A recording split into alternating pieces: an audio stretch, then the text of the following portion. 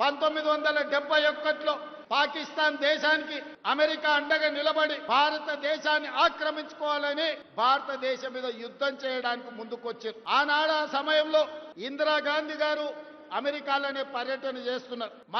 మన సైనికులు తిప్పి కొట్టి పాకిస్తాన్ మీద యుద్ధం చేస్తుంటే అమెరికా ప్రెసిడెంట్ ఇందిరాగాంధీ గారిని బెదిరించారు. మీరు తక్షణమే యుద్ధం ఆపాలి, యుద్ధం ఆపకపోతే మేము పాకిస్తాన్ కి మద్దతు ఇచ్చి మీ దేశాన్ని ఓడిస్తామని చెప్పి ఆనాటి అమెరికన్ ప్రెసిడెంట్ ఇందిరాగాంధీ గారిని బెదిరిస్తే ఇందిరాగాంధీ గారు ఒకే మాట చెప్పింది, నా దేశాన్ని రక్షించుకునే గుండె ధైర్యం ఉంది, నాకు వెన్నెముక ఉంది, నీకు చేతనైతే పాకిస్తాన్ తరపున యుద్ధానికి రా, యుద్ధంలోనే తేల్చుకుందాం, నీ సంగతి ఏందో చూస్తా అని ఆనాడు ఇందిరాగాంధీ గారు గుండె ధైర్యంతోనే అమెరికా ప్రెసిడెంట్ కు ధీటుగా జవాబు చెప్పడమే కాదు, 1971లో జరిగిన పాకిస్తాన్ యుద్ధంలో పాకిస్తాన్ ఓడించడమే కాదు, పాకిస్తాన్ 2 ముక్కలు చేసి దేశాన్ని ఒక బంగ్లాదేశ్ దేశంగా, రెండోది పాకిస్తాన్ దేశంగా ఇందిరాగాంధీ గారు విడగొట్టారు.